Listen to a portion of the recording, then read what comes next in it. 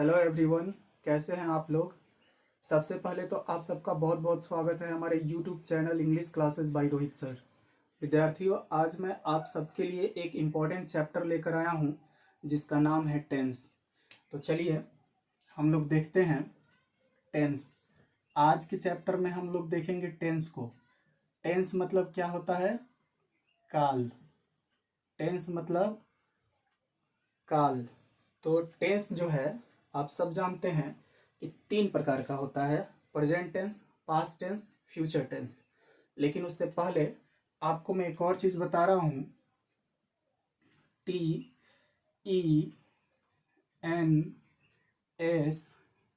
Tense. अब इसका मतलब क्या होता है कि T for timing, E for events, apostrophe है, N for naturally, S for होता है सेंसिबिलिटी, और E फॉर एजुकेशन। चलिए इसका हिंदी भी लिख देते हैं। टाइमिंग का मतलब होता है समायिक, समय से बनता है ये, टाइम से। तो टाइमिंग का समायिक, इवेंट्स घटनाओं का, नेचुरली यानी कि स्वाभाविक, सेंसिबिलिटी मतलब भावपूर्ण, एजुकेशन का मतलब होता है अध्ययन। तो ये टेंस का मैंने जो है मतलब लिखा यहाँ पर। इनको अगर मिलाया जाए तो हमारा एक परिभाषा बन जाता है कि सामयिक घटनाओं के स्वाभाविक भावपूर्ण अध्ययन को टेंस कहते हैं।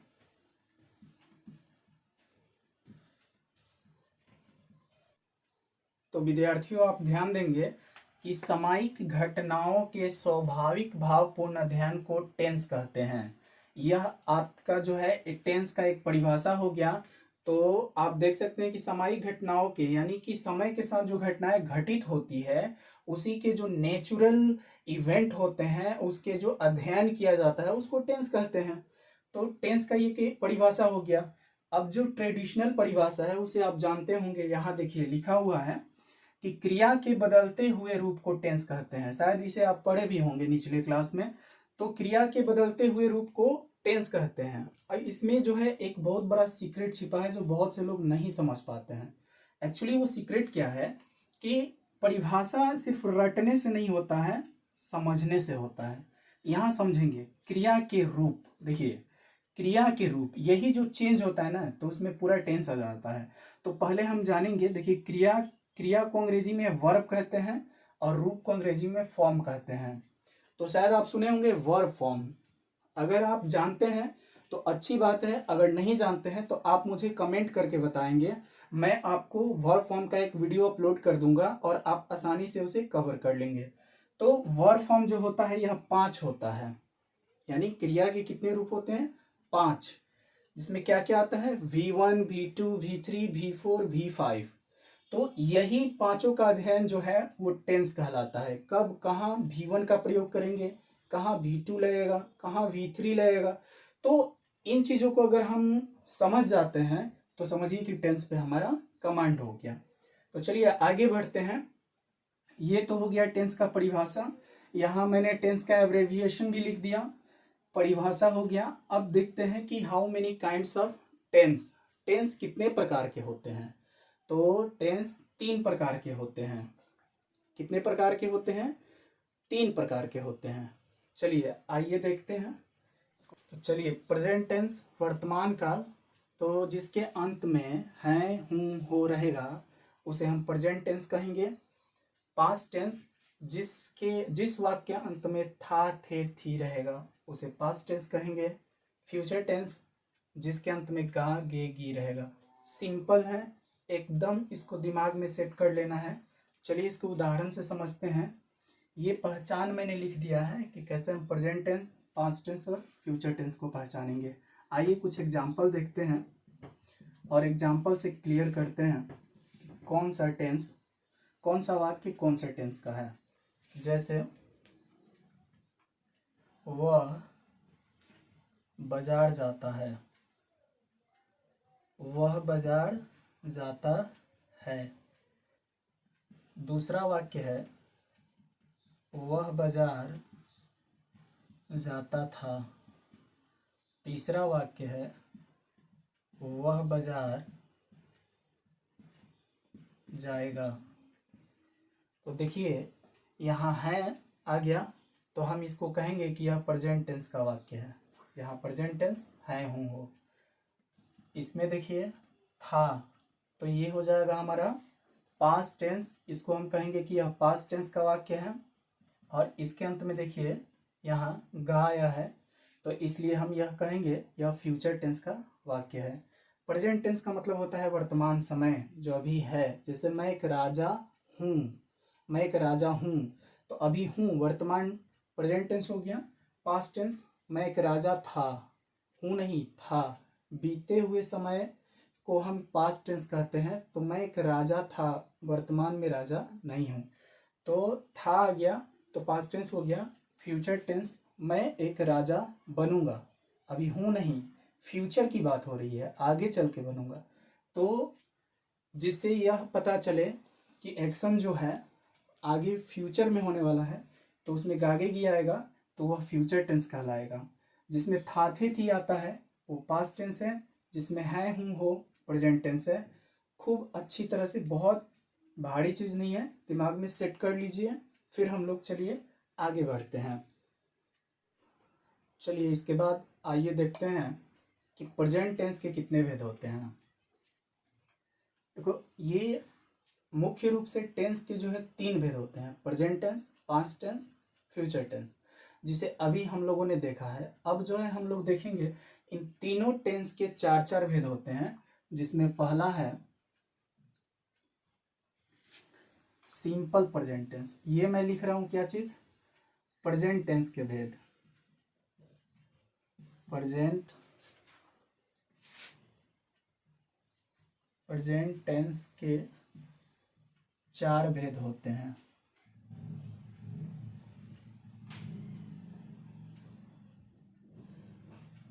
प्रेजेंट टेंस के 4 भेद होते हैं। जिसमें पहला है, फर्स्ट है simple present tense. Simple present tense. दूसरा है प्रेजेंट कंटिन्यूअस टेंस। तीसरा है प्रेजेंट परफेक्ट टेंस। और चौथा है हमारा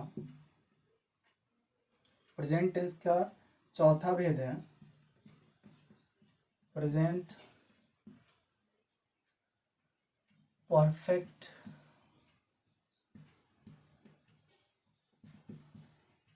continuous tense. Present perfect continuous tense. तो यहाँ आप देख सकते हैं कि प्रेजेंट टेंस के 4 भेद हो गए। सिंपल प्रेजेंट टेंस, इसका पुराना नाम प्रेजेंट इंडेफिनिट टेंस भी है। दूसरा है प्रेजेंट कंटिन्यूअस टेंस, इसका एक और नाम है प्रेजेंट प्रोग्रेसिव टेंस, या इसे प्रेजेंट इम्परफेक्ट टेंस भी कहा जाता है। Present perfect tense, present perfect continuous tense, ये प्रेजेंट टेंस के 4 भेद हैं। ठीक ऐसे ही प्रेजेंट टेंस के बाद क्या आता है, पास्ट टेंस। तो पास्ट टेंस के भी 4 भेद होते हैं। आप चाहें तो अपने कॉपी में इसको नोट कर सकते हैं, लिख सकते हैं अपने मन से भी। जहाँ जहाँ प्रेजेंट है वहाँ पास्ट कर दें, अब बाकी सब वर्ड वैसे ही, जिसको अंडरलाइन नहीं किया हूँ वैसे ही रहने दें, तो आप खुद से भी पास्ट टेंस के लिख सकते हैं। तो पहला हो जाएगा पास्ट टेंस में सिंपल पास्ट टेंस, तो दूसरा हो जाएगा यहाँ प्रेजेंट हटा देंगे, पास्ट का अगर लिखना चाहते हैं तो पास्ट कंटिन्यूअस टेंस, उसी तरह से past perfect tense, past perfect continuous tense. अब यहाँ प्रेजेंट था तो इसको हटा के हमने पास्ट लगाया तो पास्ट के भेद लिख दिए। अब फ्यूचर अगर लगा दें प्रेजेंट हटाकर तो फ्यूचर के भी 4 भेद आप लिख सकते हैं। कोशिश करेंगे लिखने के लिए, जहाँ जहाँ प्रेजेंट है अंडरलाइन किया हूँ मैं, बाकी सब वर्ड वैसे ही छोड़ दीजिए, बस फ्यूचर लगा दीजिए। तो फ्यूचर टेंस का पहला भेद होगा simple future tense, future continuous tense, future perfect tense, future perfect continuous tense. यही कुल 12 टेंस होते हैं जिसे हमें पढ़ना होता है। तो ये 12 का नाम जो है, 12 का नाम आप चाहें तो अपने कॉपी में लिख सकते हैं। चलिए, हालांकि मैं बारी बारी से इसको लिखाऊंगा। तो प्रेजेंट टेंस में सबसे पहले आता है टेंस सिंपल प्रेजेंट टेंस,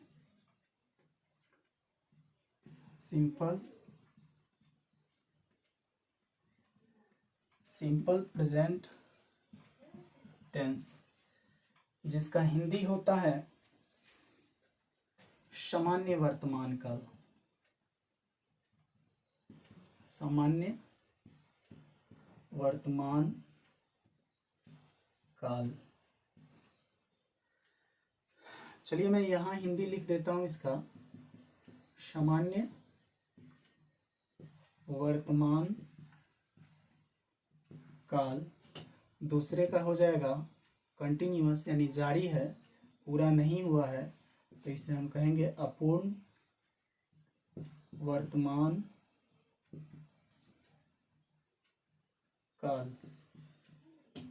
और प्रेजेंट परफेक्ट टेंस का हो जाएगा पूर्ण वर्तमान काल। प्रेजेंट परफेक्ट कंटिन्यूअस टेंस, तो इसका हो जाएगा पूर्ण अपूर्ण वर्तमान काल। तो चलिए मैंने हिंदी में भी इसको बता दिया। अब चलिए सिंपल प्रेजेंट टेंस जो सामान्य वर्तमान काल है, इसको हम पढ़ते हैं। तो सबसे पहले हम जानेंगे कि सिंपल प्रेजेंट टेंस कहते किसको हैं, यानी पहचान, जिसे अंग्रेजी में रिकॉग्निशन कहते हैं वर्तमान काल। इसका पहचान है कि जिस हिंदी वाक्य के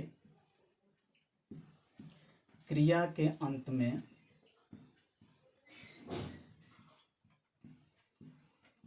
ता है, ती है, ते हैं इत्यादि आता है, उसे सिंपल प्रेजेंट टेंस, उसे सिंपल प्रेजेंट टेंस कहते हैं। तो देखिए बहुत इंपॉर्टेंट है, जिस हिंदी वाक्य की क्रिया के अंत में ता है, ती है, ते हैं। जैसे वह जाता है, वह जा रहा है नहीं, वह जाता है। वे लोग गीत गाते हैं, गा रहे हैं नहीं, गाएंगे नहीं, गाते हैं। यानी जिस हिंदी वाक्य की क्रिया के अंत में ता है, ती है, ते हैं इत्यादि रहता है, उसे सिंपल प्रेजेंट टेंस कहते हैं। तो विद्यार्थियों आप लोग क्या करेंगे, इसका पहचान जो है याद कर लेंगे, इम्पोर्टेंट है। जिस हिंदी वाक्य की क्रिया के अंत में ता है, ती है, ते हैं इत्यादि रहे, उसे सिंपल प्रेजेंट टेंस कहते हैं। आइए चलिए इसको हम लोग उदाहरण से समझते हैं कि सिंपल प्रेजेंट टेंस में कौन कौन से वाक्य आ सकते हैं। तो चलिए देखते हैं। अगर मैं दूसरा वाक्य बोलूं कि वे लोग पटना जाते हैं, वे लोग पटना जाते हैं, तो इसमें जाते हैं, ते हैं आ गया, तो यह वाक्य जो है सिंपल प्रेजेंट टेंस कहलाएगा। अब दुनिया का कोई भी वाक्य, जैसे वो आम खाता है, वे लोग घर जाते हैं, हम लोग बाजार जाते हैं, वह नदी में स्नान करता है, हम लोग सुबह में टहलते हैं, ते हैं। तो ता है, ती है, ते हैं वाले वाक्य को हम कहेंगे simple present tense. I hope कि आप लोग समझ गए होंगे। तो चलिए इसके बाद जो है हम देखते हैं बनाने का नियम। बनाने का नियम क्या? बनाने का नियम, इसका अंग्रेजी सिंपल प्रेजेंट टेंस के वाक्य का अंग्रेजी हम कैसे बनाएंगे उसका रूल मैं आपको बताने वाला हूं। तो सबसे पहले हम लोग देखेंगे अफर्मेटिव। अफर्मेटिव में हम लोग देखेंगे ये सभी अफर्मेटिव है, इसमें नहीं है, क्या नहीं है, यानी इंट्रोगेटिव निगेटिव नहीं है। ये कैसा वाक्य है? अफर्मेटिव। तो पहले हम लोग देखेंगे अफर्मेटिव कैसे बनाते हैं, उसके बाद हम लोग देखेंगे निगेटिव कैसे बनाते हैं, फिर जो है यस नो यानी इंट्रोगेटिव कैसे बनाते हैं, इसको बारी बारी से देखेंगे। तो अफर्मेटिव बनाने का नियम है, सबसे पहले सब्जेक्ट, तब V1 या V5 प्लस ऑब्जेक्ट, या इसे कह सकते हैं अदर वर्ड। यानी ऑब्जेक्ट होगा तो ठीक है, नहीं है तो other word, OW। Other word का मतलब होता है अन्य शब्द जो बच जाएंगे। यानी मेन चीज क्या है आपका? सब्जेक्ट और वर्ब। यहाँ देख रहे हैं V1 और V5, तो V1 और V5 वर्ब के रूप हैं। जैसे ईट है तो इसमें एस या एस लगेगा तो ये V5 बन जाएगा ईट। जैसे गो है तो इसका V5 क्या हो जाएगा? गोज। राइट है तो इसका V5 क्या हो जाएगा? राइट्स। तो इस तरह से आपने देखा कि कैसे V1 और V5 बनते हैं, यानी जिसमें एस लगा रहता है वो V5 होता है। तो इसमें इज आर एम नहीं लगता है, बहुत से लोग इस गलती को कर देते हैं। इज आर एम का ध्यान रखना है कि इसमें नहीं लगेगा। जिस हिंदी वाक्य क्रिया के अंत में ता है, ती है, ते है इत्यादि रहता है, यानी सिंपल प्रेजेंट टेंस में इज आर एम नहीं आता है। दिमाग में सेट कर लीजिए इसको। आई होप कि आप लोग V1 और V5 समझ रहे होंगे। तो अगर ये समझ रहे हैं तो ये आसानी से आप इसका ट्रांसलेशन इस तरह के वाक्य का बना सकते हैं। तो इसमें सबसे जरूरी चीज जो है, ध्यान देने वाली बात, मैं यहाँ लिख देता हूँ नोट में करके, कि अगर थर्ड पर्सन सिंगुलर हो यानी ही, सी, इट या एनी नेम तथा सिंगुलर सब्जेक्ट अगर आया हो,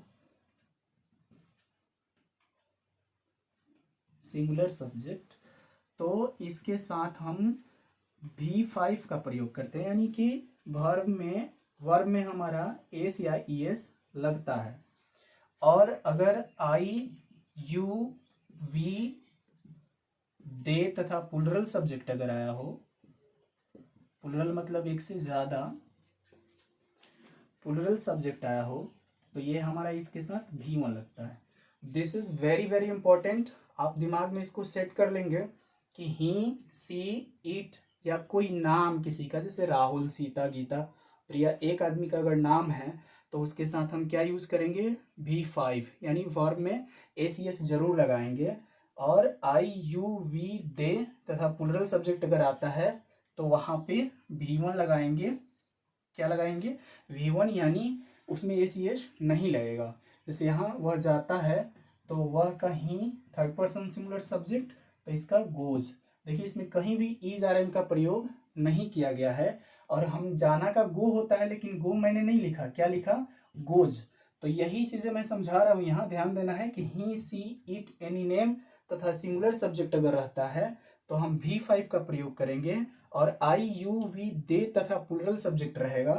तो जैसे यहाँ देखिए दूसरे वाक्य को, वे लोग गीत गाते हैं, तो दे। अब यहाँ वर्ब स्ट्रक्चर क्या कह रहा है कि सब्जेक्ट लिखिए, तो सब्जेक्ट वे लोग हैं, दे हो गया। V1 या V5 लिखना है हमको, तो दे के साथ हम क्या लगाएंगे? रूल क्या कर रहा है, नोट में क्या बोल रहा है कि इसके साथ V1 लगेगा। दे है, दे के साथ V1, तो दे के साथ V1 यानी वर्ब क्या है? गाना, गाना का सिंग। यहाँ एस नहीं लगाया मैंने क्योंकि दे आया है। अगर यही ही रहता तो एस लगाते, या सी रहता तो एस लगाते। तो दे सिंग, एक गीत गाते हैं, तो song, they sing a song. Neha मंदिर जाती है, यहाँ एक नाम है, तो बोलिए। यहाँ नेहा सब्जेक्ट है, नेहा स्ट्रक्चर को फॉलो करते हैं। नेहा सब्जेक्ट हो गया। अब इज आर एम नहीं लिखना है, यहाँ V1 या V5 लिखना है। इस स्ट्रक्चर को फॉलो करेंगे तभी हम सही से बना सकते हैं। यहाँ मेन चीज़ हमारा जो है वो स्ट्रक्चर है। हमारा मेन चीज़ जो है subject V1 V5 plus object या अदर वर्ड। तो नेहा मंदिर जाती है, यहाँ एक नाम आ गया एनी नेम, तो रूल क्या कहता है कि V5 यानी वर्ब लिखेंगे, वर्ब में एस जोड़ेंगे। तो नेहा जाना का गो होता है, जाना का गो होता है स्ट्रक्चर के अनुसार वर्ब। अब मंदिर बाद में लिखेंगे, इसका अंग्रेजी रूल कह रहा है, नियम यहाँ पे कह रहा है। तो नेहा गो अगर हम लिख दिए तो गलत हो जाएगा, क्योंकि यहाँ एनी नेम के साथ जो है V5 का प्रयोग किया जाता है। तो हम यहाँ गो में यस लगता है तो गोज हो गया, नेहा गोज टू मंदिर का टेम्पल। चलिए आगे देखते हैं। सोनू क्रिकेट खेलता है, सोनू भी नाम है, सोनू प्ले मीन्स खेलना। अब यहाँ देखिए एक चीज कि सोनू जो है वो सब्जेक्ट है और वर्ब हमारा खेलता है, खेलना है। तो हम क्रिकेट का अंग्रेजी नहीं लिख देंगे, हम खेलता है का अंग्रेजी पहले लिखेंगे। तो प्ले नाम है तो हम एस लगाएंगे, यानी V5 लगेगा रूल के अनुसार। तो Sonu pledge cricket, other word में क्रिकेट हो गया। हम लोग मछली खाते हैं, सब्जेक्ट क्या है, काम कौन कर रहा है, हम लोग। तो जो काम करता है वो सब्जेक्ट होता है। तो हम लोग का अंग्रेजी वी क्या करते हैं। अब वी के बाद क्या करेंगे, V1 या V5 यानी वर्ब लिखेंगे। वर्ब खाना खाते हैं, खाना का अंग्रेजी ईट, तो वी ईट। बोलिए एस लगाएंगे इसमें या नहीं लगाएंगे। देखिए वी के साथ जो है एस नहीं लगेगा, V1 का प्रयोग होता है। हमने V1 मूल रूप में रख दिया। वी ईट क्या खाते हैं, मछली, तो मछली का अंग्रेजी फिश, वी ईट फिश। तो विद्यार्थियों अगर इस चीज़ का हम ध्यान रखेंगे ना, तो हम कभी भी ट्रांसलेशन बनाने में या हिंदी से अंग्रेजी बनाने में कोई गलती नहीं करेंगे। तो और ये दो चीज़ यानी नोट, ये रूल जो है ही सी इट, कहाँ एस लगेगा, कहाँ यस लगेगा, कहाँ एस यस लगेगा और कहाँ एस यस नहीं लगेगा, इसका बिल्कुल ध्यान रखना है। तो इस तरह से जो है हम सिंपल प्रेजेंट टेंस के वाक्य को बनाते हैं। तो चलिए कुछ होमवर्क है यहाँ। होमवर्क जैसे मैं गीत गाता हूँ, इस होमवर्क को बनाकर आप मेरे व्हाट्सएप नंबर को भेज देंगे। जैसे मैं गीत गाता हूँ, पहला है मैं गीत गाता हूँ, तो गीत गाने का अंग्रेजी सिंग मीन्स गाना, और गीत का हो जाएगा। दूसरा है हमारा वह झूठ बोलता है, तो वह का ही हो जाएगा झूठ बोलना का। मैं यहाँ अंग्रेजी लिख देता हूँ tell a lie. Tell a lie means होता है झूठ बोलना। वे लोग स्नान करते हैं। तीसरा है वे लोग स्नान करते हैं, स्नान करने का अंग्रेजी टेक बाथ। तुम एक पत्र लिखते हो तो राइट ए लेटर। और वह पेड़ पर चढ़ता है, तो चढ़ना का अंग्रेजी क्लाइंब। अब पेड़ पर तो ऑन द ट्री। राहुल गांव में रहता है, तो गांव में रहना का लीव इन ए विलेज। वे लोग ढोलक बजाते हैं, तो वे लोग का देह होता है बजाने के लिए यहाँ पर प्ले। कोई भी म्यूजिकल इंस्ट्रूमेंट होता है तो उसको बजाने के लिए प्ले लगता है, प्ले। और ढोलक के लिए आप लिखेंगे ड्रम। ढोलक के लिए क्या लिखेंगे, ड्रम। मेरी माँ मुझे प्यार करती है। सोहन शराब पीता है, पीना का ड्रिंक, शराब का अंग्रेजी यहाँ लिख देता हूँ वाइन। पूजा आइसक्रीम खाती है, आइसक्रीम का आइसक्रीम ही होता है आइसक्रीम। तो मैंने वर्ड भी लिख दिए, जिनको आता है वो बिना वर्ड की हेल्प किया ये बनाएंगे, और जिनको वर्ड प्रॉब्लम होगा वो यहाँ से हेल्प ले सकते हैं। और ये पूरे होमवर्क को बनाकर आप मेरे व्हाट्सएप नंबर पर भेज दीजिए। तो आज के लिए बस इतना ही, आज के लिए इतना ही। अगर ये आपको अच्छा लगता है, ये पार्ट 1 है, तो इसका अगला जो है निगेटिव इंट्रोगेटिव कैसे बनता है सिंपल प्रेजेंट टेंस का, या बाकी टेंस जो है उसको मैं दूसरे वीडियो में लेकर आता हूँ। तब तक के लिए धन्यवाद।